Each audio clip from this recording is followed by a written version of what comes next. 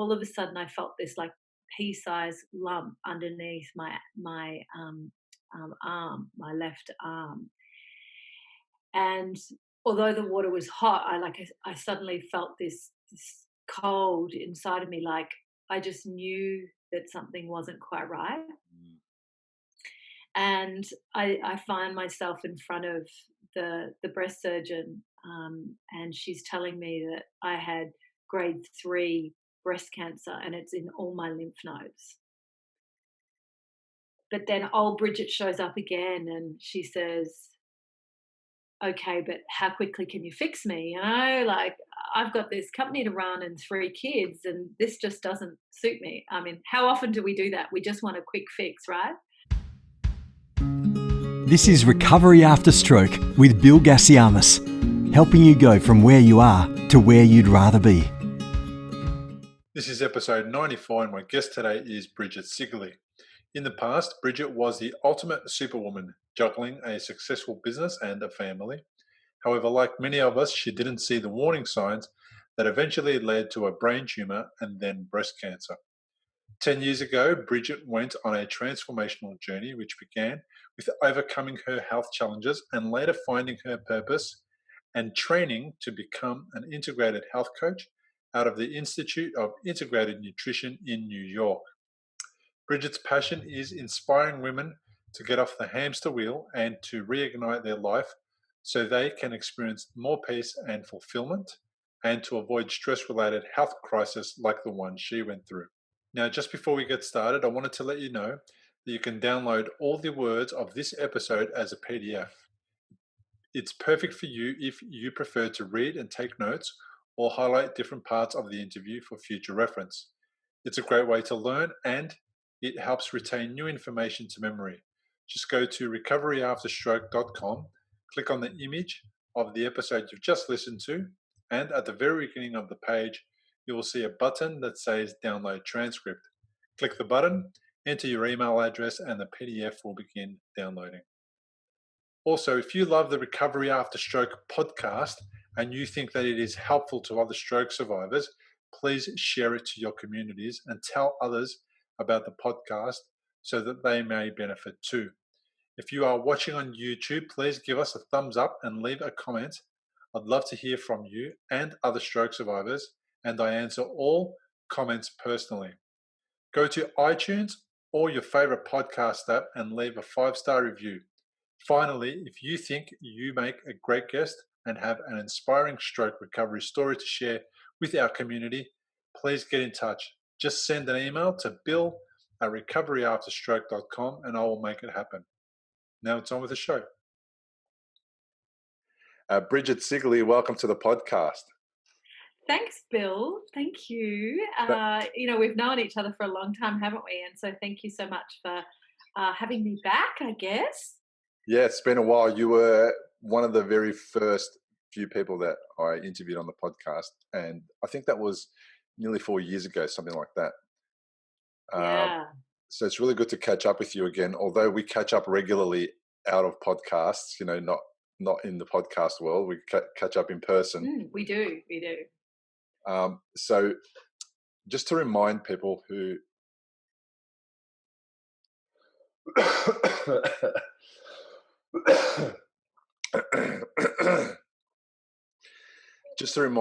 may have not listened to the early episodes of the Recovery After Stroke podcast yet, can you tell us a little bit about what happened to you? Sure. So it's 10 years ago now. I had 2 major health challenges, and one when I was 35. I was diagnosed with a brain tumor at the base of my C2. And then 5 years later, I was diagnosed with breast cancer, grade 3 breast cancer, and it was in all my lymph nodes. And because of those things, it sent me on this journey to understand uh, what was causing my body to go into these health challenges, and then basically how could I stay alive to to be there for my family and see my kids grow up. So I went on a journey, and here I am 10 years later. Yeah, it's so good that you're here. I mean, I'm pretty sure we met something around about 5 or 6 years ago at a public speaking gathering. And you were there for the same reason I was. It was to learn how to uh, get in front of people and share the message so that we can support people in their recovery and be kind of a guide to them so that they don't have to go through things the way that we went through things and as badly or as dramatically, or I don't know what the term is, right? But at the time, you were a mum, yeah, and a wife and a business lady. Tell me about the family life and the things that you used to do on a daily basis before the universe told you you can't do these things anymore for now. Yeah. So my life used to be one of I was busy all the time, on the go all the time. So I was running a business in the city. I had three small kids. Every moment was go, go, go, go, go, and I felt this incredible responsibility for both my business and my family. Um, and and what I didn't know at the time was that my stress hormones were turned on all the time because I never stopped. Right. so I would go go go, and then and even to do that, I would wake up in the morning. I would take a Barocca to get me going. I'd go and do some exercise, and I'd go off to work by about 3 o'clock. I'd be needing a bit of sugar to give me a boost and a coffee. And then at night, I'd get home and I'd wind down with a wine, at night. And I do the same cycle every day. And I also felt this overwhelming responsibility that, we had these kids, but my job just didn't end when I got home. It was like, okay, well, what are we eating for the next week? I was so much more capable of, I felt I was so much more capable of doing things. So I would just run around and do everything at home as well. So this is how I led my life. And a lot of people friends would go, oh my God, you're like Superwoman. You just can do all these things. And like deep down, it made me feel um, like really proud too. I can just get all this stuff done. And I just used to think that everything would be all right. I just create more time. I just do things for longer. But little did I know that it was actually having this effect on my body. And I refer to that term Superwoman because these days I coach a lot of women that are very similar to me, or similar when back then and how I was. Um, so it got to this point, and I guess maybe if I just share, Bill, a couple of my turning points, because there were messages along the way, and you talked about the universe. There were messages along the way that I was ignoring, and the first thing that happened was I just had my first child, and I had a profitable business. And everything was going well. I was running my business, I had my child, I was managing that, but I had this this crazy uh, in, uh, incredible pain in my neck, to the point that I know that this sounds like ludicrous to anyone else, but I used to be popping Voltaren like on a regular basis, every That's that daily. anti-inflammatory, yeah. That's an anti-inflammatory, yeah. And I'd be popping these pills daily, and I'd need to go for a run at 4 in the morning, like just to get my neck moving. So it would be pitch black, and just so that I could move my neck, so I could look down at Zach was only 6 months old. I find myself off having an MRI, and Bill, that something's really wrong when the doctor actually calls you. How often do they call you Yeah, after very you've rarely. very rarely. So I had my MRI, and then the doctor's on the phone as I'm like leaving the car park, and he says, "Can you pull over and buy blood thinning tablets?" Oh, And the next morning, I find myself in front of Professor K, who is a neurosurgeon, and he tells me that I have this brain tumor the size of a golf ball, on the base of my um, on the base of my um, top of my neck, base of my brain. wow. Um, and the thing that comes out of my lips was, "How quickly can you fix me?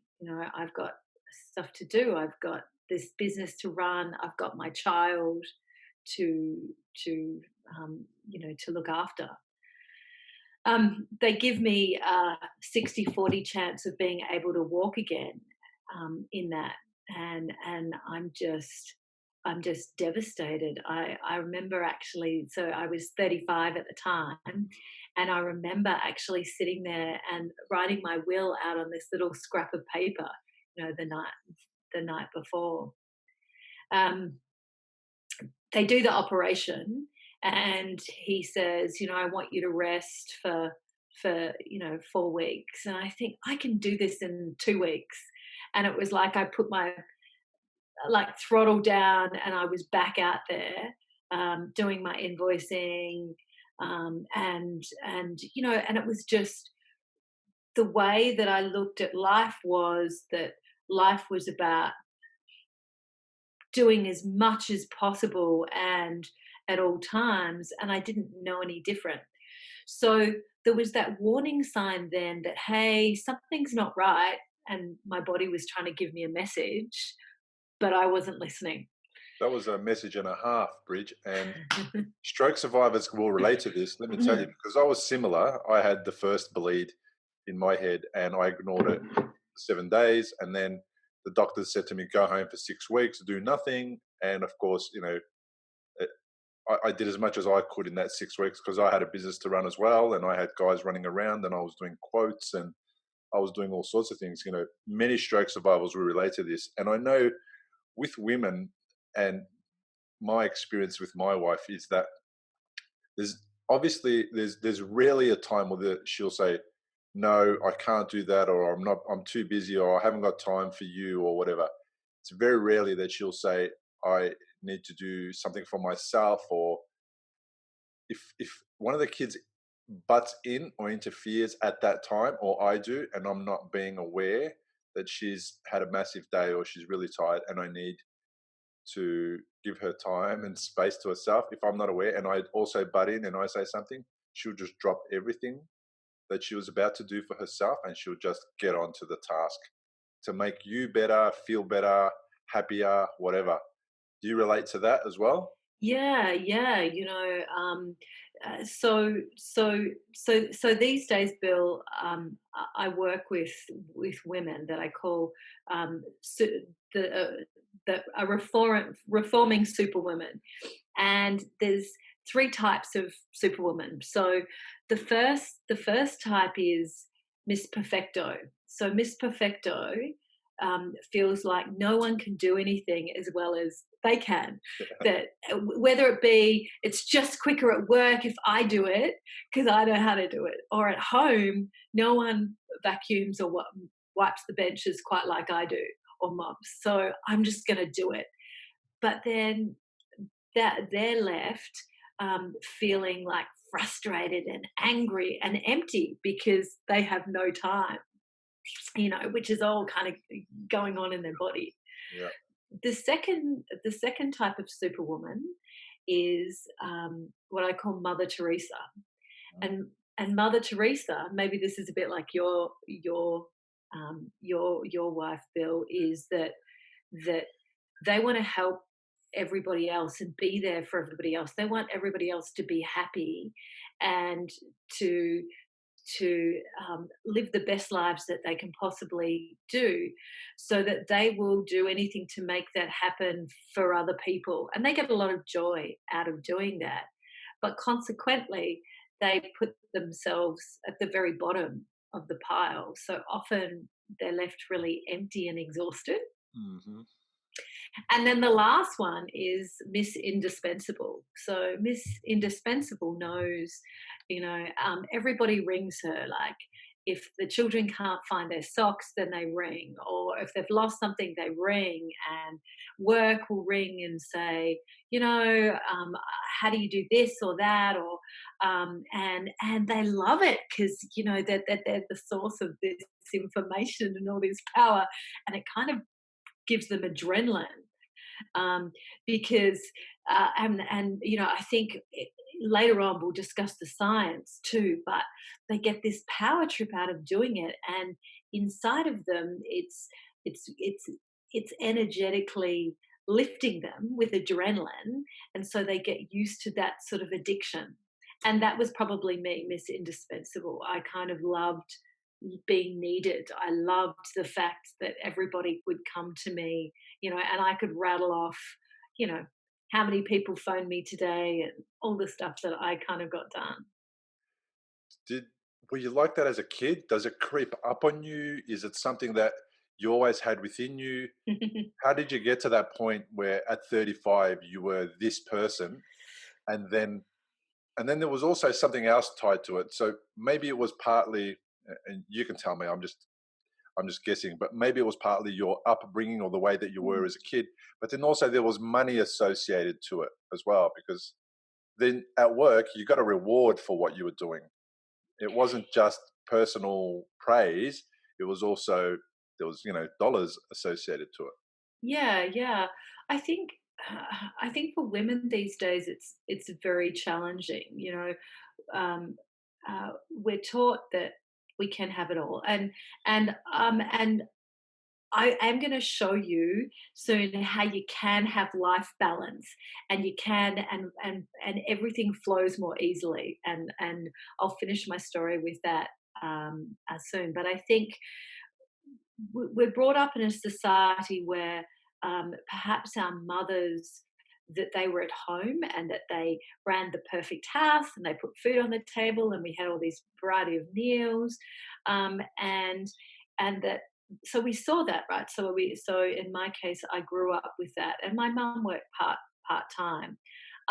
But then, I was told, I could do anything and have this fabulous career. And then children came along, and and it was like, oh well, there's this part inside of me that says I want to be this nurturing mother, and and feel responsible for these children, and husband and stuff.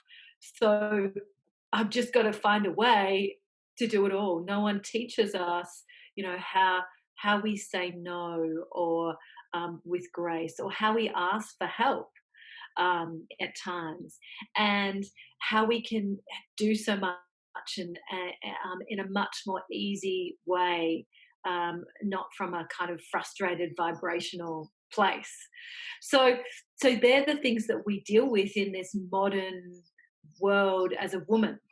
So you get sucked into the narrative of, and both of them are okay. When I say sucked in, I'm not saying it in a negative way, but you get sucked into the narrative of, um, this is how I've grown up, and this is how I see a mum's role in a home because of my example with my mum.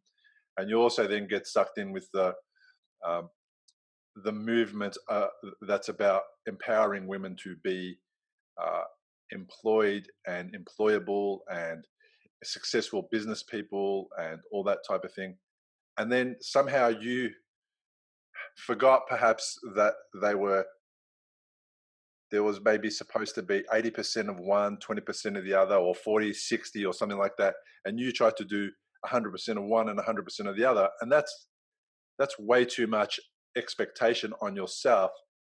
And of course, were you successful in both those areas? Were you successful at being the type of mum and wife that you wanted to be, as well as the type of business you wanted business person you wanted to be? Did you find one was lacking, or were you doing both of them really well? So I actually I felt so my business had grown, and I had these kids, but I felt like I was failing at both because I felt so guilty when I was with the kids because I had this business, and we'd often there'd be issues that would come up, and then and they'd say, "Are you listening to me, Mum?" And which is a typical kid, but really I was never really present. And then this responsibility that I if I didn't do that, what would happen with our mortgage? And so it was this constant thing of I'll put all of that off and I'll just make more time, um, until my second, my big aha turnaround point changed all of that, I guess. Yeah, wow, that's amazing. I I relate to a lot of what you're saying because you and I are very similar. Although I'm a male and you're a female, I do have all of these issues as well. A lot of men will relate to this, but I think men can do uh, the work thing better than the women thing. And I'm not saying in the way that they succeed or how good they are at work. In that we can leave our kids behind Yeah, that you and we can go. focus. Yeah, And and yeah, and I think, and I would agree that men in general are able to focus on solely one task at one time. yeah, And yes, there's lots of jokes about that, but the reality is when we can just do that one thing at that one time and then think about what's next, uh, it is we create so much better outcomes. Uh, yeah. Can I can I share with you, Bill, my next turnaround point? Because I yeah, guess that might help your listeners and your yeah. viewers to see where they're at. So um, so after 35 and I had one child, the way that I looked at that was life short, life's for living. I've just got to get out there and do more, create more. And so the business got bigger, and then I had three kids. And I remember I was turning 40, and it was this autumn morning, and I'd just come back I was training for this ultra long triathlon. Wow, Yeah, so there's another thing that I'd added in there, wow. training for this, and I hopped into the shower and I'm like scrubbing up, and then all of a sudden I felt this like pea-sized lump underneath my arm, my left arm. And although the water was hot, I suddenly felt this cold inside of me, like I just knew that something wasn't quite right. Mm. And I find myself in front of the breast surgeon, and she's telling me that I had grade 3 breast cancer, and it's in all my lymph nodes. But then old Bridget shows up again, and she says, "Okay, but how quickly can you fix me? Like I've got this company to run and three kids, and this just doesn't suit me." I mean, how often do we do that? We just want a quick fix, right? So she says, "No worries. We can get you into chemo. We can start chemo. This is really serious. We can start chemo." And so, you know, 6 rounds of chemo and then 2 blood transfusions. I find myself back uh, sitting in front of her again. And I figure we've beaten this. I've done everything that she said. I'd taken myself off to the Gawler cancer retreat for 10 days during that time because I kind of recognized that maybe I needed to do something. Um, I'm sitting there ready to high five her. And she says, "Bridget, the treatment hasn't worked. Um, that that the aggressive breast cancer is actually spread, and we're going to now need to do a mastectomy." And and reconstruction. And I just at that moment, I felt like so angry and so frustrated because here was this very superwoman needing to control all my outcomes, and suddenly I didn't have an answer. Yeah. And so I remember coming home and going into my meditation room, and and I just surrendered. And what I mean by that is I let go of all the thoughts about how and what I should do next, and I just surrendered. And um, and and I and I asked, if there's a God out there, what do I do? This gets really woo woo now, but just before my timer went off, because I set like a little timer. Just before the timer went off, I heard this big booming voice say, "Don't let them take your lymph nodes," and it was like this male voice. So my logical mind goes, these are these chemo drugs speaking, I'm going nuts. And I go out to Ross and say, oh, I've just heard this big male booming voice say, don't use my lymph nodes. And he's going, oh. So anyway, I'm on the trolley to go into theatre because it was all happening in the space of 5 days. And I'm just doing my deep breathing exercises with my eyes closed. And I hear that voice again, don't let them take your lymph nodes. So I think that there's something, like there's my being, my inner God is saying there's something in this, I need to do something. And so they open the theatre doors, and I want to say something, and there's like bright lights and there's 20 people, and I just can't. I wake up after an 8-hour surgery, and they've taken my breasts, and they've actually made a new one, but I'm bound up like a mummy, and I'm feeling really sad and sorry for myself. And I'm in intensive care, and all of a sudden I can hear this chirpy little girl's voice, which was my daughter at the time. She was 3, Audrey, and my parents had brought her in to see me, and she says, and like inside I'm like really angry because I don't want her to see her like this, because I'd always been really brave and strong, and she doesn't see any of the tubes or anything. And little girls, they just have this way of not seeing that. And she just looks into my eyes and she said, did they take your boob? Did they make you a new one? And I just felt this overwhelming love for her and for my family.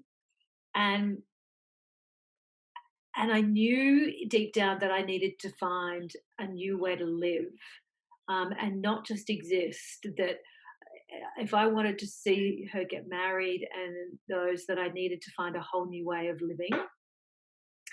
So that was my catalyst. And incredibly, a couple of days later, I also had this inner knowing that if I just was able to listen more to that voice, whatever that voice, want to learn more about that I would be able to, learn how to stay healthy and to live, right?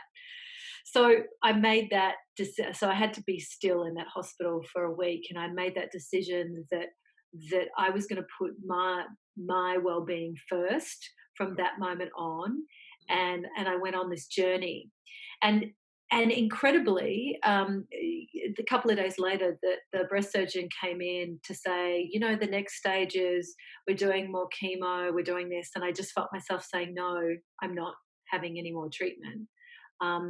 I know that it wasn't in my lymph nodes, and she said, we take. When you have the operation, we take a biopsy of all of the lymph nodes, that we've removed. And then she came back in, and guess what? Wasn't in there. It wasn't in there at the time of the operation. So for me, that having that moment of those brief little moments of being able to connect to that guidance made me want to understand more. And how did it all work? So I went on this journey, right, to learn, and I guess what I learned, um, I learned, I guess, a couple of things that may help your listeners here, but that that it's not our genes that cause disease. So it's not if we've got the cancer gene or the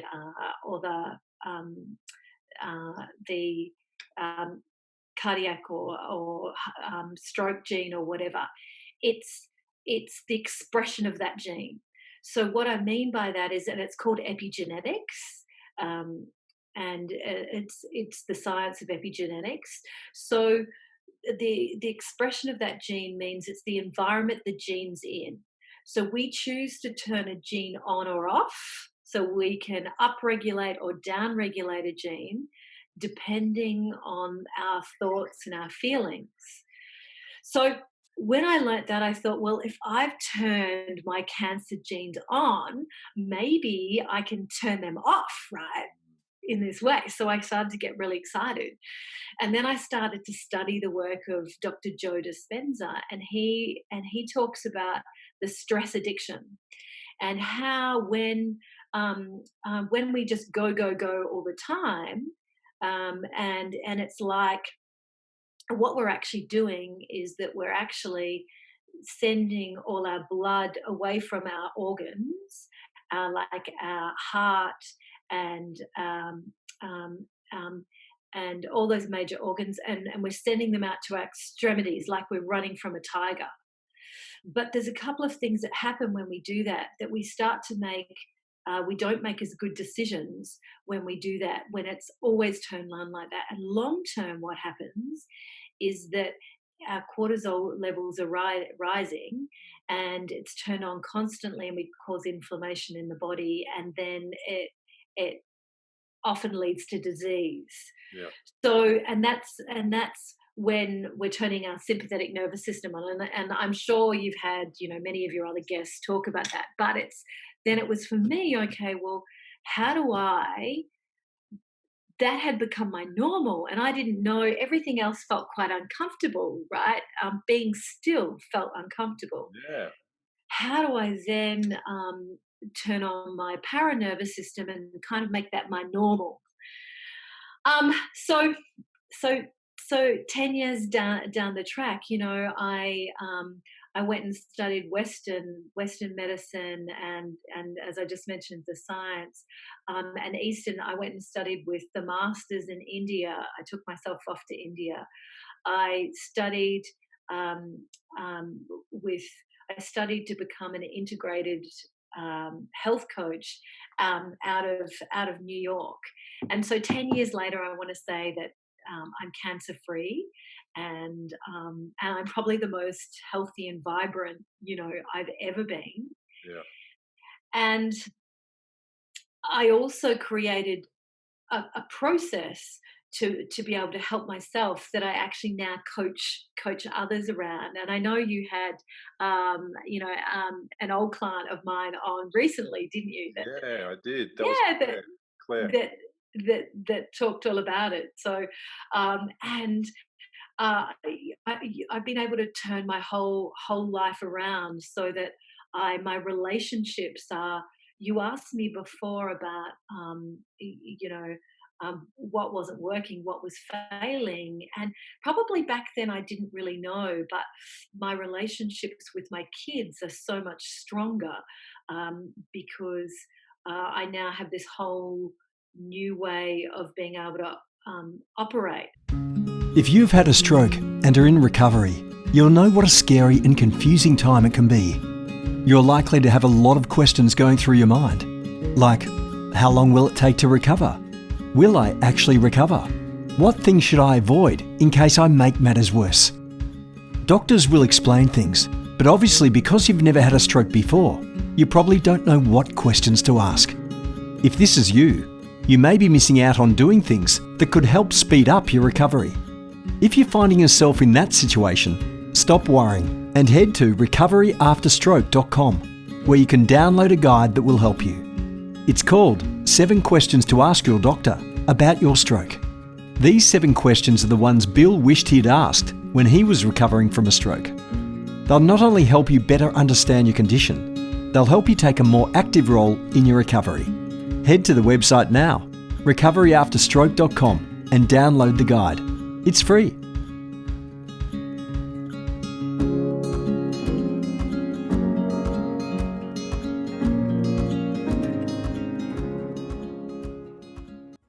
Can you describe or tell me where in your body that voice came from, or did it come from somewhere else? So I'm just curious about if you can pinpoint like where that voice came from. And I know that you heard it like an external voice and it was booming and it was loud.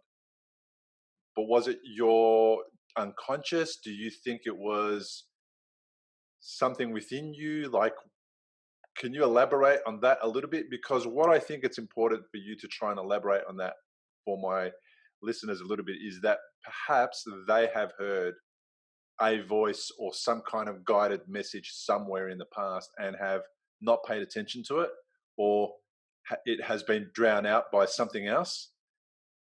Are you able to shed some Yeah. light? Yeah. And if I can do it from a place now, because obviously at that time, I didn't know, right? And I just wanted to explore what was that voice and what did that mean. So I'll come from a place which is now 10 years down the track. Yeah.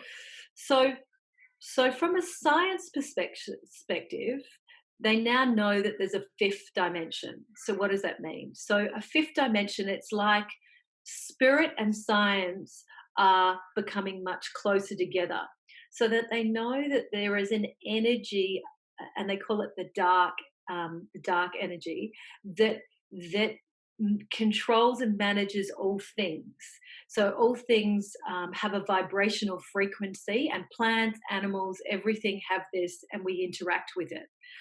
So some in a spiritual world may call that consciousness, God, Buddha, but there is a way that we can all interact with that. So how did that happen for me? How it happened was when you get quiet enough in that your thoughts and your feelings, you let go of those, because we're always thinking. When you get quiet enough to be able to, for a minute, stop the thinking, but also ask for help. Like, one of the things is you need to ask. Right. So at that moment, I asked and said, if there's anything out there now, I need your help. So I'd let go of also my thoughts about what I thought should happen. I now need to do this to control this. And I want to give you another example here. So one of my clients, Leonie, when she came to me, she had these terrible, she had this back pain that she'd had for years, and she'd taken a cocktail of it. She'd had back surgery, but the reality for her was that she couldn't stand for more than 15 minutes at a time. So we went through this process of her, and I call it the Reignite process. But she was able to, after 4 weeks, she could have whole days of no pain. Now, a part of this is being able to reconnect and actually then be able to see a different future for yourself as well. But she had these freaky moments where through the meditations and stuff that I did with her, where she could see herself above her body. But there's a way that when you open yourself up and you get quiet enough, that the right information comes to you to make life easier. Um, Does it come to your head? Where does it come from? uh, okay, when I coach people around, how do they know if? So let's call it guidance. All right, guidance is kind of a nice safe word. How do they know if the guidance is real or if it's your head talking? Yeah. Is a good question, right? So I say to them, um, guidance comes when you have this just really strong knowing, and it's in your gut and your heart that this is right, and it keeps coming back to you. Like Yeah. it's like someone knocking, knock, knock, knock, knock, knock. You're not paying attention. Come on, and it tells you again. You're thinking, God, I wish that feeling had gone away. So think about a time with you where it's been, and I can tell you on this journey of me coaching and speaking. At times I've wanted to give up, but it's like this strong no, no, no, you've got to keep going. And this is what you are here to do. So it's this really strong knowing. The other thing is where it's like where you wouldn't have thought of it yourself. So it's like something that comes to you that never, and I'm going to give you a really out there example because remember, I'm 10 years down the track. Yeah. Now, this is a funny story, but I'll tell a really quick version. So recently, I've got 3 kids, and my middle son now is 14, and he plays a very high level of soccer now. He got into this team, and it was very exciting. And he got his kit, like an away kit, a home kit with his name, and all this sort of stuff. And they said, "Don't lose the kit. It's very important." And he was very proud. And there was a ceremony where he got the kit. So we come home and they play the first home game, and then they have the trainings during the week. And he comes to me like at the end of the week and says, "Mum, I can't find my home kit. My meaning what he wears on home day games." And so the stress hormones, well, it was like start to come up, and I'm going, "Well, where did you put it?" And he's saying, "Well, I thought I put it in my bag." And then my husband's coming home going, "Hey, you've lost your kit." And, so anyway, we go from the top to the bottom of the house looking for this, and we couldn't find it. So I thought, I'll just go into a meditation and I'll ask. I'll ask. So this is how you can use this guidance too. I'll ask. So I just let go of all the thoughts and feelings. He'd only played one game, so I didn't know his team or whatever. And it came back this really strong image of this redhead boy and his kit bag. I said to Mackenzie, "Is there a redhead boy in your team? He's got your kit." Mhm. So Mackenzie goes to the boy during training on the Friday and says to him, he says, "Mum said that God told her that you've got my kit." Uh-oh. I know, and I'm going, "Oh my God, he did." Call the crazy van. And so the kid goes, "Oh," and he looks through his bag and they don't find the kit. However, we're like 4 weeks down the track, and they'd ordered a new kit, and he got a new number and whatever. Because of this coronavirus, everyone's been at home, right? Here, and so they've been cleaning out cupboards. We get an email from that boy's mother saying they'd found Mackenzie's, Kid. number, with his number and his name and his day kit. So what I'm saying is that there's this, when we can get quiet enough to be able to stop the thoughts for even brief periods of time, and we practice this more, and I call it reconnecting, that it opens us up to a whole different way of living where actually life can become easier. I know it sounds woo-woo, but it's really not. And I asked you to Mhm. tell me where you experience it because I didn't want to tell you where I experienced Yeah. it first. So my sense is that it's definitely not in the head. If you can quieten the head down, then it helps it helps it to come alive. And with my bleed in the brain and the 2 bleeds before surgery, 3 years later, um, my head switched off, like it went offline. And then all this stuff came up for me, right? Mm. And I didn't have words around it, or I didn't know how to explain it. I didn't know what was happening. But as I did a little bit more reading and a little bit more understanding about messages and about the body and intuition and all that type of thing, I realized that, again, the head switching off was a really big thing for me, because I was always in my head, and allowing me to just focus my energy and connect to my body allowed for those things to come up and speak to me as well. And for me, they didn't speak to me in a voice. They spoke to me in ideas, in kind of like messages that were internal, that were not external, that just sort of said, go that path, or follow that, or get curious about that. And as I did that, I learned more and more, and I helped myself more and more. And then at that time, it was just happening more and more often, because I was able to really quieten my head down. And once you get good at it, the guidance is easy to tap into. And what I explain to people is that it's just me telling me exactly what I want to do. It's just me, my heart telling me what my desires are, and my gut telling me, confirming those desires, and then helping me to take action in that space, right? And we know that the head is really just about giving you creative ideas as to how to do what it is that you want to do in your life, and what's important, and what you love. What we love is not in our head. When I tell people, what do you love? Mm. They don't go to their head to come up with the idea. If they say, I think what I love is, no, it's too late. You've already gone to your head. Yeah. So if you want to find out what you love, you've got to go to your heart. That's where love happens. And you put your hand on your heart and you ask your heart to tell you, what's the most important thing for me right now. And every time I did that when I was unwell, the most important thing was my family, wasn't it? It was making my relationships better. It was being a better version of myself and not hating myself.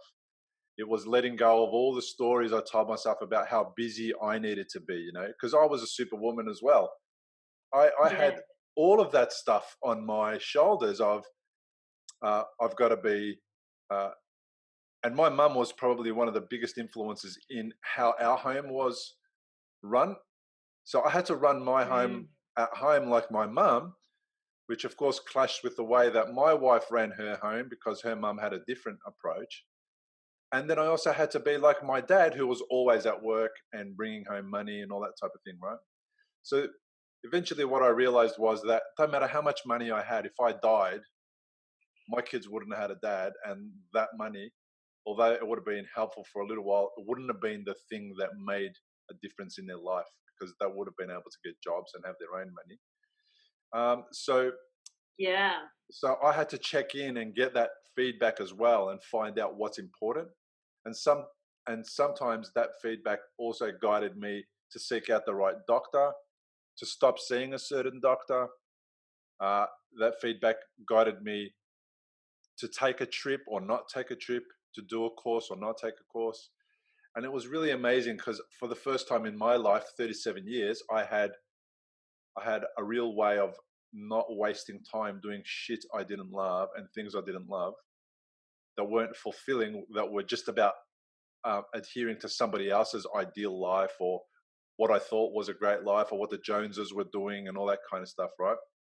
So I just love the fact that you had a similar experience, and I'm getting goosebumps now just thinking about our similarities. Um, Yeah.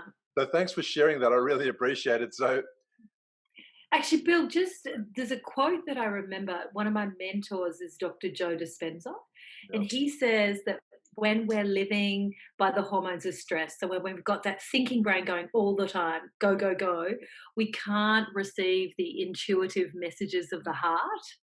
true. Yeah, that's so true. I relate to that 100%. And then when that went off, because there was a big blob of blood in my head, my brain just didn't work, and those other things came up. I remember having actual physical feelings in my heart, and not realizing, and not being able to understand what I was actually feeling. What the hell is that? And at some Hmm. point I realized, oh, that's my heart. Like, I can actually feel it. It's there. And I had never done that before. And if Yeah. I had one, it used to beat and keep me alive, but I never had this sensation before in my chest. Like, it was bizarre. And a lot of people are in the same boat because we've been conditioned to live our lives in a certain way, haven't we? And Yeah, we've always done the same thing, so doing something else doesn't feel normal, yeah, and it feels odd and uncomfortable to begin with. yeah. Yeah. And there's a lot of negative talk, around the place about what we just labeled as woo woo, but it's not Mm, woo woo. It's stuff that has always been around. And it's not that we're saying that you should never take the advice of a doctor, or you should. No, we're not saying that. If it wasn't for doctors, you and I wouldn't be around. The medical yeah. system is amazing, but there's this other thing that we can fine tune and add to help us along with the medical system that really can take us as people to the next level. And that's what I feel like I've become, this different version of myself that I'm really proud of. Not that I wasn't before, but you know, 8 years ago, Bridge, no one could have said to me that you're going to have a podcast with nearly 100 episodes that talks to stroke survivors every single week around the globe. I would have thought that's just the stupidest thing ever. And here we are. So I just love your story. Let's just move along now, Mhm. um, and tell me about what's going on for you now. What's next? So for me at the moment, I actually have an upcoming course that I'm running at the end of April. It's an online course, which is quite fortunate for people at the moment, I think. Mm, And um, in terms of this course, it's 6 weeks where and it's really directed for women. First of all, it's about reconnecting, and so helping them to be able to get quiet so that they can hear those messages. And it's also what happens from there is they kind of get clarity on um, what their body's been telling them. Why are these things actually coming up for them in that space? And then in that part as well, I actually get them to be able to visualize a different future for themselves, because where you direct your thoughts and feelings, you attract more of that to you. So if you live in overwhelmed land and frustration land, then that's what you attract towards you. So it's being able to kind of direct your light to bring a different future. So there's some work I do around how you actually do that, and draw that future. So that's in that part. And then the next part is being able to leap. Like, most people don't actually do anything until it's causing a real pain in their life, that they don't change until there's pain, right? So it's actually getting some momentum to go, if I don't do this, then where will I end up? What is going to be the ripple effect? And for some of my clients, it's been that they've known that their marriage is going to break down. For others, that they've had a they've had a major health concern, and sometimes it's been stroke, sometimes it's been, I've got one of my clients has breast cancer, but she knew that the way she was living her life was actually, she could feel it in her heart causing it. So it's being able to say, all right, I'm ready to do that. And then the next part is rebalancing, which is kind of all about looking at the areas of your life that are stressing you out. And maybe it's like work or relationships, and being able to find a different way of looking at them. And finally, and this is kind of the most fun part, is actually reigniting you, which is getting stuff in your life that you do just for you, that brings you joy, and helping people to make that a habit. So in this in this group together, it's going to be an intimate group together, where I'm going to keep you accountable so that you go through and you can follow the processes, and you can actually action them, and put these practices into your life, and see where it takes you. And I've just had, like, one of my clients recently, she's a younger woman who's 32, with child and all those things going on, feeling responsible, and never stopping. But how it manifested in her body was that she ground her teeth to the point where she was breaking them off. She had to wear these like brace things at night, and she would break the braces because subconsciously she would be worrying in her sleep. And it's amazing. And she's also meant to get married on Saturday, and so she was quite overwhelmed with all of that. And she's at a place where we're like 4 weeks down the track, and she's stopped grinding her teeth. She's been able to do that, and she's like so at peace with whatever happens with her ceremony, that she knows that it will work out and how it's meant to be. So there's like some amazing transformations that can happen if people want them.